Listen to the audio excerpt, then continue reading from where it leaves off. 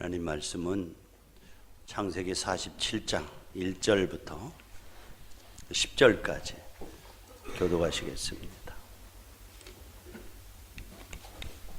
요셉이 자기 아버지 야곱을 인도하여 바로 앞에 서게 하니 야곱이 바로에게 축복하며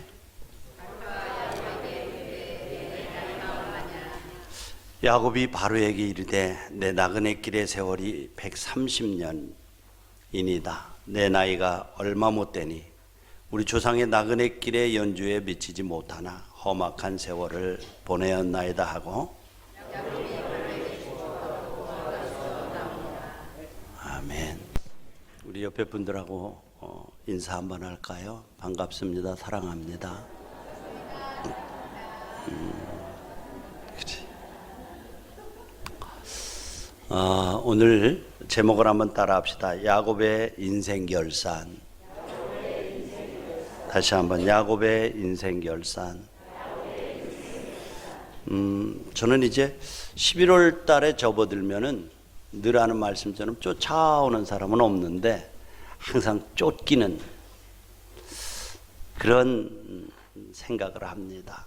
돌아보면서 가장 머릿속에 머무는 단어 중에 하나가 결산이라고 하는 거예요. 결산. 교회적으로도 결산이 있죠.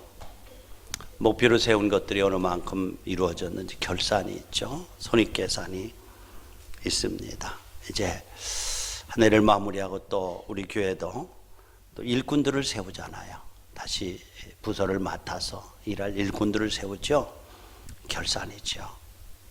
생각이 나서 말씀드리는데 우리 교회는 준비된 분들이 있기 때문에 일하는 교회가 아니라 부족해도 맡겨주는 일에 순종하면 채워져 가면서 세워지는 교회인 것을 믿으시기 바랍니다. 혹시 조직 가운데 어떤 일을 맡으라면 나 못해 이게 겸손한 것 같아도 겸손이 절대 아닙니다. 왜냐하면 여러분 그리스도인의 삶이라고 하는 것이 모든 조건을 갖췄기 때문에 일을 맡고 일하는 것 아니고요. 부족함에도 불구하고 내가 하는 것이 아니라 내게 능력 주시는 그분으로 말미암아 내가 넉넉히 이기느니라. 이 고백을 가지고 살아가는 사람들이 우리 그리스도인 줄로 믿습니다. 하는 거예요. 하면 되는 거예요. 그러니까 하면서 채워져 가고 하면서 만들어지는 거지 만들어진 사람이 채워지는 건 절대 아닙니다. 늘 이제 우리 악기팀들도 그렇고 우리 찬양팀들도 그렇고 다 부족한 데서 출발을 했어요. 그런데 하다 보니까 이제 프로가 되는 거예요. 그러니까 교회 일도 이제 그렇게 하시기를 바랍니다. 그래서 참 그 결산이라고 하는 단어가 가장 무게 있게 가슴에 자리 잡고 있습니다. 어떻게 결산해야 될까? 손익계산이 한 해를 보내면서 어떻게 이루어져 있는가 하는 것들이에요. 어떤 신실한 집사님 한 분이 10년 이상 열심히 한 회사에 충성을 했습니다. 그런데 회사 형편이 좋지 못하니까 정리해고를 당했어요. 정리해고를. 그런데 퇴사하는 순서가 그저 좀 자기보다 못하고 덜 충성하고 이런 사람들보다도 회사 주인하고 누가 가까우냐 누가 친하냐 이거에 따라 퇴사를 시키는 거예요. 그래서 명예퇴직을 하고 너무너무 배신감 때문에 힘들었지만은 또 그런 그 어려움 가운데서도 그래 이 시간은 내가 그동안 열심히 사느라고 앞뒤도 둘러보지 못하고 내 신앙도 점검하지 못했는데 한번 누군가를 좀 돕는 시간을 가졌으면 좋겠다 이런 생각을 가지고 있었어요. 그러던 제 한 선교팀에서 우리 단기 선교 가는데 같이 동참합시다 제안이 들어와서 기꺼이 동참을 했습니다. 그런데 자기는 메시지 전하는 것도 그렇고 또 여러 가지 제안사항들이 많아요. 그렇죠? 말씀 전하는 것도 그렇고 뭐 이런 것들이 부족한데 어떻게 떠나요? 그랬더니 그분들이 가시면 할 일이 생겨요. 가시면 할 일이. 같이 갔습니다. 가서 열심히 일을 하다 보니까 자기가 잘하는 일을 하나 발견했어요. 그게 뭐냐면 한 곳에 가서 머물러서 짐을 푸는 것, 그리고 떠날 때 되면 짐을 잘 싸서 포장하고 또 뒷정리를 잘 해주는 거, 이거는 뭐 자기가 잘할 수 있는 것이었습니다. 그래서 단기 선교 기간에도 내가 할 수 있는 일들이 있구나 생각을 하고 매번 짐을 푸는 거, 또 짐을 싸는 거 보통은 힘든 일이 아니잖아요. 그것을 성실하게 헌신적으로 했습니다. 그리고 돌아왔어요. 그런데 놀라운 일이 벌어졌어요. 선교사팀의 선교팀에 갔던 그 팀원 중에 한 분이 이 집사님의 그 충성스러운 모습을 본 거예요. 제 양반 봉급받는 것도 아니고 남이 싸기 싫어하는 그 짐을 싸고 풀고 하는 일을 저렇게 열심히 하는구나. 참 신실하다. 저분은 어디에 나와도 일할 수 있는 분이다. 그래서 자기 형이 운영하는 회사에 그 집사님을 소개해서 제가 이번에 선교팀으로 갔다 보니까 정말 신실한 분 한 분 발견했어요. 아마 이분을 형님 회사에서 쓰면은 형님 회사가 수지 맞을 거예요. 그러니까 그 형님이 동생이 소개해 주는 거니까 틀림없겠지 하고 그분을 임원으로 스카웃을 해서 맡겼습니다. 그랬더니 얼마나 신실하게 일들을 하는지, 그분으로 일문해서 회사가 축복받고 회사로 이분이 축복받으면서 놀라운 그 축복을 받은 거예요. 여러분들 얼마든지 게으를 수 있어요. 그러나 주어진 시간 속에 열과 성을 다해서 했습니다. 무성의하게 할 수 있는 일에도 정성을 다해서 했습니다. 이것이 뭐죠? 시간을 건지는 거예요. 무의미한 삶 속에서 시간을 건지는 거예요. 여러분, 언젠가 반드시 우리의 인생의 전 인생을 판단받을 때가 온다는 사실을 여러분 기억하고 사십니까? 네, 맞아요. 꼭 있습니다. 하나님 앞에 우리가 살아온 시간을 결산하고 설명해야 될 때가 있다고 하는 사실을 믿고 사는 사람은 삶이 달라요. 시간 낭비하지 않아요. 하루하루 주님과 동행하는 삶을 살아가면서 기뻐하는 그런 시간들, 사용법을 압니다. 근데 여러분들 지난 8일이 입동이래요. 그저께가. 이제 여러분 겨울에 들어섰어요. 겨울에. 그러니까 겨울에 들어섰어요. 문득. 그리고 한 달 반이 지나면 19년을 마감합니다. 그래서 이제 이게 뭐 마감해야 되는 이 시점에만 쫓기는 거예요. 하나님 앞에 어떤 결산을 해야 될까? 맺혀진 열매도 동금하고 이런 것도 결산해야 되고 궁극적으로 하나님 앞에서 결산받은 삶도 준비해야 되는데, 여러분 연말에 여러분 마음속에 가장 무겁게 자리 잡은 단어들이 무엇입니까? 네? 이 마지막이라고 하는 단어는요, 끝이라고 하는 의미도 있지만은 완성이라고 하는 뜻도 있어요. 이제 마지막이다, 완성될 때가 됐다 그러잖아요. 이 마지막이라고 하는 것은 이제 결산할 때가 왔다, 돈값을 지불받을 때가 왔다, 열심히 일했으니까 결산이라고 하는 의미도 있어요. 그러나 마지막이 끝나는 시간이면 분명해요. 그러나 일이 완성되는 시간이기도 합니다. 19년 끝자락에 마지막에 와 있어요. 연초에 세웠던 계획들을 마감해야 되고 완성해야 되는 완성이라는 의미도 있다고 하면, 여러분들이 개인적으로 하나님 앞에서 세운 계획들이 어느 정도 완성되어 가고 있습니까? 완성. 또 다른 하나는 결산이라고 하는 의미도 여기에 담고 있어요. 그래서 성경에 보면은 이 마지막이라는 단어가요, 한 300여 번이 기록되어 있는데 이것은 주님의 보혈이라고 하는 단어보다도 더 많다고 그래요. 그러니까 그래서 그 신학자는 말하기를, 그래 우리가 이 땅에 살아가면서 이제 믿음으로 살다가 주님 앞에 설 날을 준비하면서 사는 것, 마지막을 살아가는, 결산을 준비하며 살아가는 것, 이것이 그리스도인의 삶이 아니겠는가, 이렇게 설명하는 것을 보게 되었습니다. 여러분 한 해 동안 11개월 동안 어떤 삶을 사셨습니까? 손실보다도 이익이 많습니까? 잘 달려와서 별로 손해볼 것이 없었습니까? 개인마다 다를 거예요. 어떤 분들은 가정적으로 온 개인적으로 기가 막힌 웅덩이와 수렁에 빠져서 가까운 사람에게조차 말을 못한 채 하나님 앞에만 엎드려서 기도로 그 문제를 극복해 온 사람들도 있을 거예요. 말 못하면서. 그런데 사람은요 잘 변하지 않아요. 저도 그래요. 저도 2008년도인가요?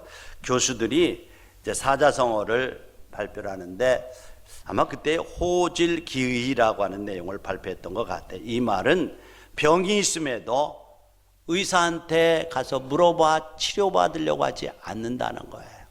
병이 있음에도 불구하고 의사에게 치료받으려고 거린다는 듯, 잘못이 있으면서도 남에게 충고받기를 싫어하는 인간의 속성, 이것을 비유한 말이죠. 잘못이 있어도 남의 말 듣기 싫어하고요, 고치기 어려워하는 것 아닙니까?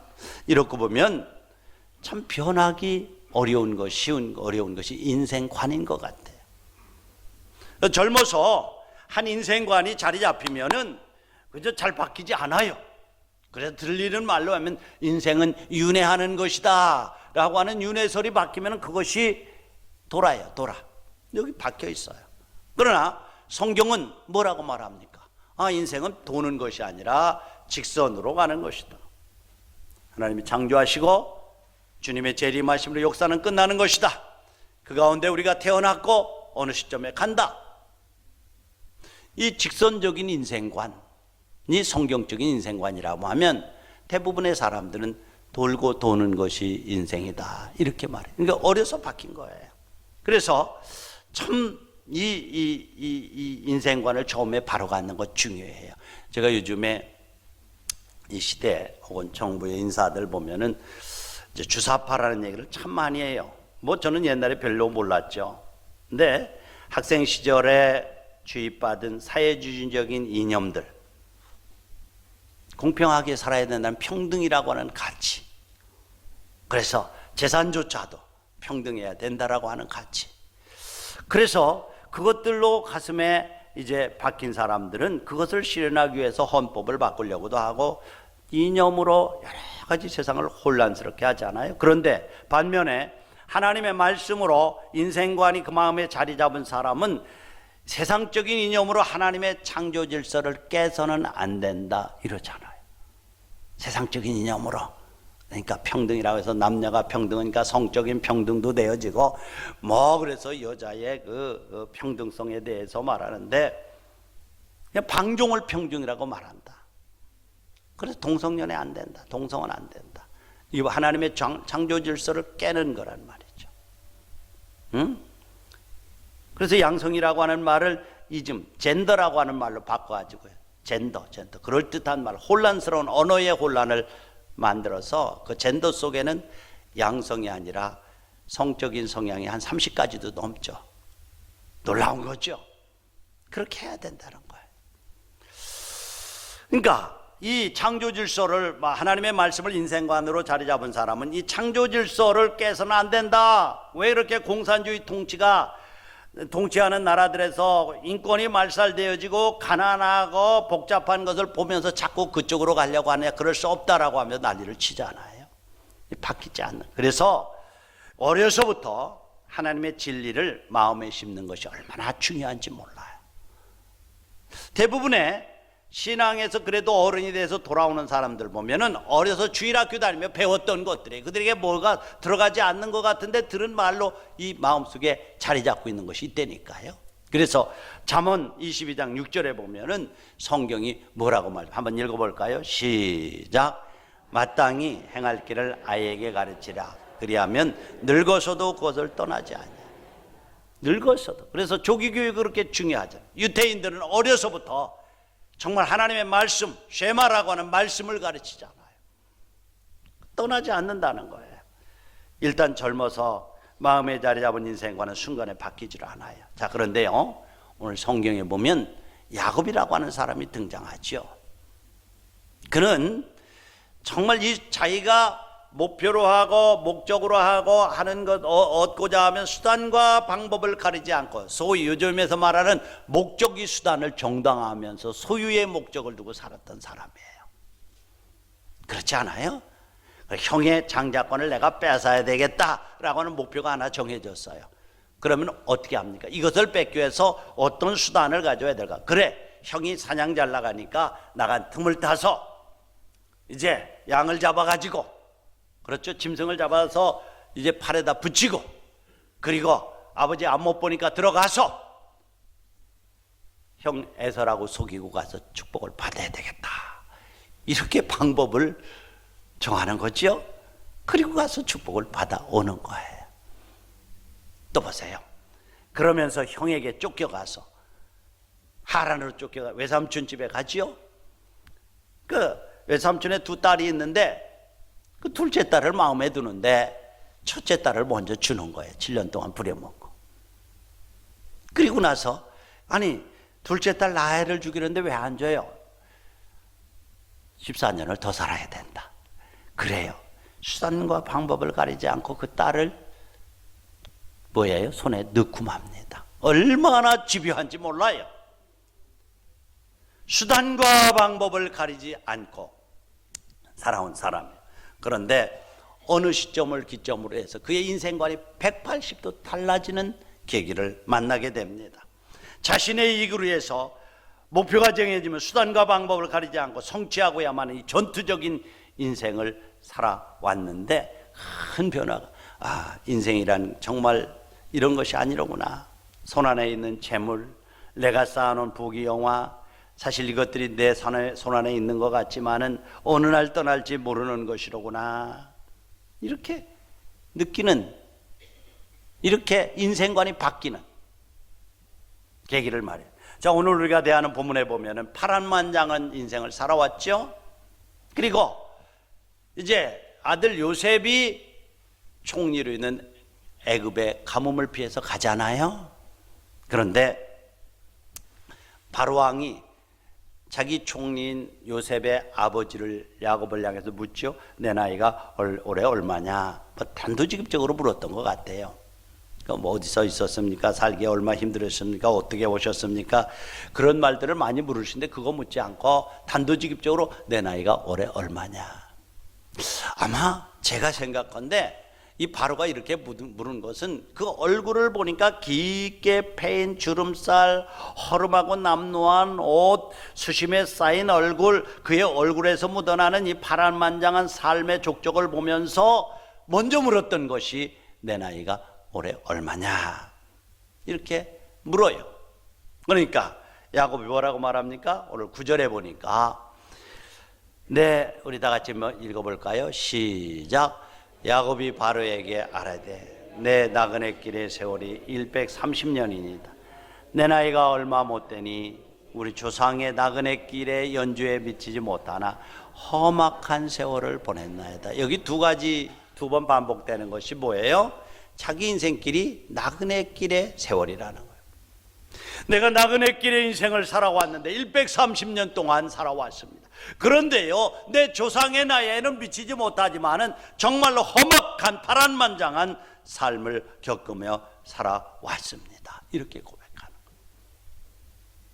사랑하는 우리 예신가족 여러분들, 한 해의 끝자락에서는 우리 자신에게 한번 물어봅시다. 속으로요. 누구누구야, 너 올해 나이가 몇이냐? 몇이라고 대답해요? 벌써 그렇게 먹었어? 너무 빨리 지나갔지? 네, 맞아요. 빨리 지나갔어요. 그런데 그 세월 동안 어떤 삶을 살았니? 응? 이 질문에 대한 대답은 내가 지금까지 살아온 과거와 현재와 미래에 대한 이력서가 다 포함되어진 대답입니다. 뭐예요? 난 참 험악한 세월을 살아왔어요. 이렇게 말하잖아요. 여러분, 그 이력서 속에 어떤 것을 담고 있느냐 말이죠. 그리고 앞으로 어떤 계획을 품고 있습니까? 이 대답에 여러분 어떻게 대답하시겠습니까? 하나님 앞에서 이력서를 내라고 합니다. 그래요. 사실 히브리서 11장에 보면 믿음의 계별을 쭉 열거하면서 이 야곱이라고 하는 사람이 믿음이 있는 사람이었다라고 소개하고 있어요. 그런데 초창기에는 믿음이 있긴 있었지만은 믿음의 대상과 믿음의 내용이 전혀 성경적이지 않았어요. 믿음의 대상은 자신의 선택을 믿어. 내가 선택하면 안 되는 것이 없어. 내가 선택하면 다 옳은 거야.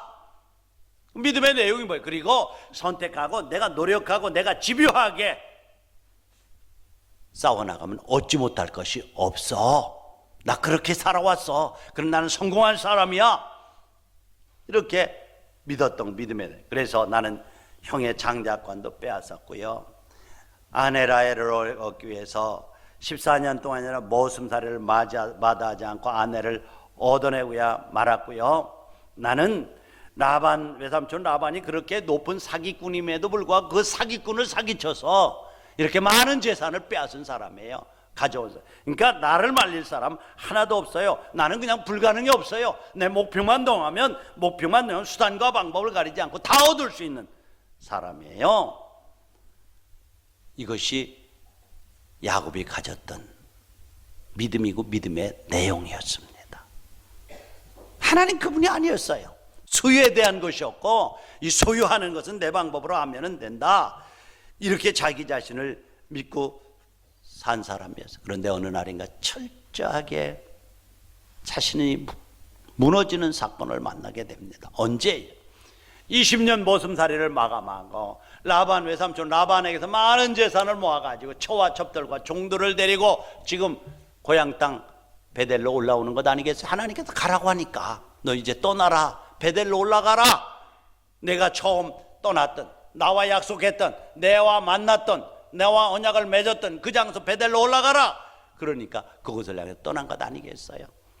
멀리 이제 약복강가까지 왔습니다.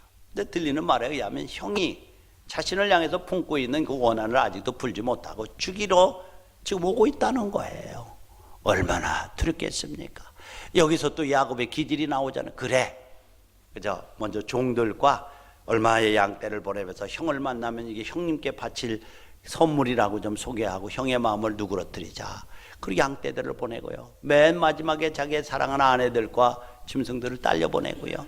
자기는 그래도 강이라고 하는 이 지형지물이 있기 때문에 그저 거기서 무슨 사단이 벌어지면은 그냥 펄쩍대서 36개를 놓으려고 이쪽에서 가만히 동태를 지켜보고 있지 않아요. 얼마나 두렵고 떨렸겠어요. 마음이 놓이질 않아요. 지금까지는 내 방법대로 내가 목표를 정하고 내가 하면 안 되는 일이 없었는데 지금 이 상황만 어떻게 벗어나갈 수가 없는 거예요. 너무너무 답답하고 너무너무 두렵고 어떻게 할 바를 알 수가 없는 거예요. 그런데 그렇게 고민하고 있을 때에 누가 찾아오면 하나님께서 보낸 천사가 그를 찾아오지요. 그때 야곱은 자기를 내려놓습니다. 하나님, 나 내 방법대로 살아오고 지금까지 하는 것마다 안 된 일이 없고요. 그래 재산도 이렇게 많이 모아가지고 오는데요. 지금 이 상황은 내가 극복할 수가 없습니다. 이제는 내가 항복합니다. 저절한.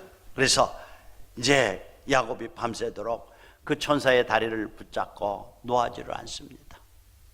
나를 축복하고 이 문제를 해결해 주지 아니하면 놓아주지 않습니다. 그러면서 지금까지 살아오면서 배고픈 형 에서를 꼬드겨서 팥죽 한 그릇으로 형의 장자권을 가르친 것이며 아버지께 드릴 변비를 만들기 위해서 사냥간 사이에 어머니와 모유에서 형 에서처럼 꾸며 축복을 가르친 것이며 삼촌 라반의 집으로 도망치는 처량한 신사가 되었을 때 자기의 모습을 보았을 것이며 그리고 노숙하면서 바단 아람에 있는 삼촌 집에 가 있는 라반을 얻게 해서 거기서 14년을 보낸 것이며 그리고 이제 전박이 짐승을 낳았는데 그 일 때문에 하나님이 축복하셔서 자신의 재산을 얻은 것이며 다 지나갔을 것이에요.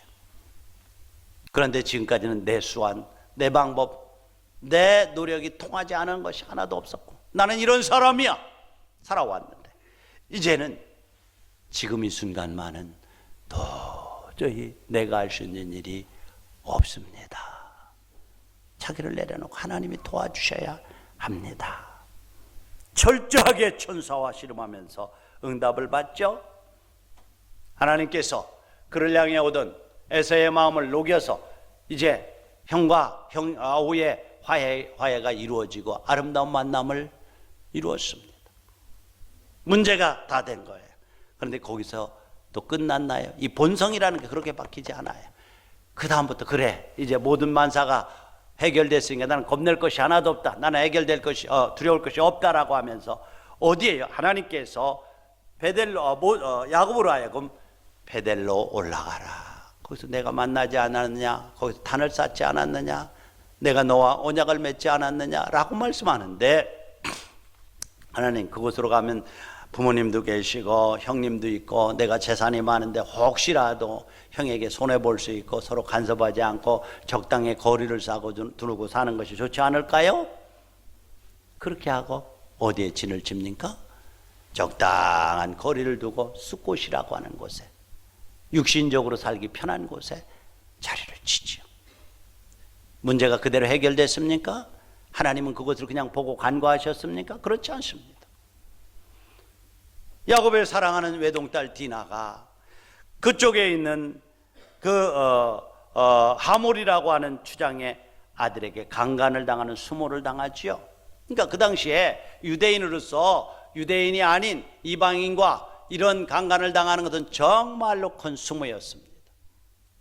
하몰이 와서 야곱을 찾아와서 우리 며느리를 주세요. 당신 딸 디나를. 그러면 땅도 주고 이렇게 저렇게 하겠습니다. 우리 친문 맺고 잘 삽시다. 그러나 할례받지 않은 사람과 결혼하는 것은 하나님께서 허락한 것이 아니기 때문에 그 소리를 듣고 있던 야곱의 아들들이 어떻게 했죠? 할례받으면 우리 동생을 당신 며느리를 주겠습니다. 그들이 그러면 우리가 할례받을게. 할례받고 거둥이 불편한 틈을 타서 어떻게 하죠? 아들들이 가서 하몰 족속을 다 멸살시켜 버립니다. 해결됐습니까? 아니요. 그 시간부터 야곱의 마음 가운데 얼마나 큰 불안이 오는지 몰라요. 이 근일을 버렸으니 주위에는 가나안 족속, 브리스, 여러 가지 브리스 족속, 여러 족속들이 보면서 저놈들은 믿을 족속이 못 된다. 동맹 맺어서 곧 우리를 쳐들어올 텐데 우리는 그때는 말살당할 것이다. 그래서 그 두려움 때문에 야곱이 그 자리를 뜹니다. 그리고 어디로 올라가요? 베델로 올라갑니다. 하나님의 올라가라고 한 장소에 올라가서 비로소 거기서 단을 쌓고 하나님을 예배했다고 성경은 기록하고 있습니다. 여러분들, 하나님이 이런 하나님이십니다. 언약의 하나님이세요. 언약의 하나님이세요. 이렇게 파란만장한 삶을 살아오던 야곱에게 가장 큰 충격을 안겨줬던 아픔이 또 뭐예요? 형들이 양치고 있는데 요셉이라고 하는 막내배에서 둘째 아들이 도시락을 싸가지고 갔는데 형들이 볼 때에 아버지 편애를 받고 있는 요셉을 좀 죽이자는 거예요. 죽이지 말자고. 그러면 애굽 대상에게 팔자고 해서 팔아버렸잖아요. 그리고 양을 잡아서 피를 옷에다 묻혀가지고 가서 아버지에게, 아버지 우리가 오다가 봤는데 우리 요셉이 있던 옷이 아니에요? 맞다. 그런데 피가 묻어있고 요셉은 안 보였어요. 짐승에게 물려 죽었구나. 그때부터 야곱의 마음은 사는 것이 아니었습니다. 너무 큰 충격이었습니다.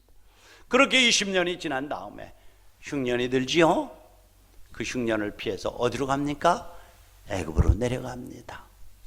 놀랍게도 애굽에 가니까 20년 전에 죽었다던 그 요셉이 살아있는 거예요. 얼마나 감격했을까요? 그리고 이제 그 요셉의 안내를 받아서 지금 야곱이 애굽의 왕인 바로왕 앞에 서서 질문을 받는 거예요. 내 나이가 몇이냐? 130년인데요. 내 조상의 연수에는 미치지 못하지만은 험악한 세월을 보냈습니다. 이 말이에요. 험악한 세월. 그러니까 지금까지 130년 동안 살아온 삶을 회고하면서 후회가 담겨있는 고백 아니겠어요? 다시 말해서 내 인생길인 나그네 인생길인데 그것을 알지 못하고 너무나 소유에만 집착하고 그 소유를 위해서 수단과 방법을 가리지 않고 그렇게 살아왔습니다. 그 말이에요. 험악한 세월을 살았다. 후회한다는 거예요. 나그네가 무엇이에요? 정체 없이 떠돌아다니는 사람 아니에요? 그런데 내 삶이 나그네라는 거예요. 내가 얼마나 남아있는지 알 수 없지만은 우리 떠돌이 생활을 하다가 떠나가는 나그네임을 기억하시기 바랍니다.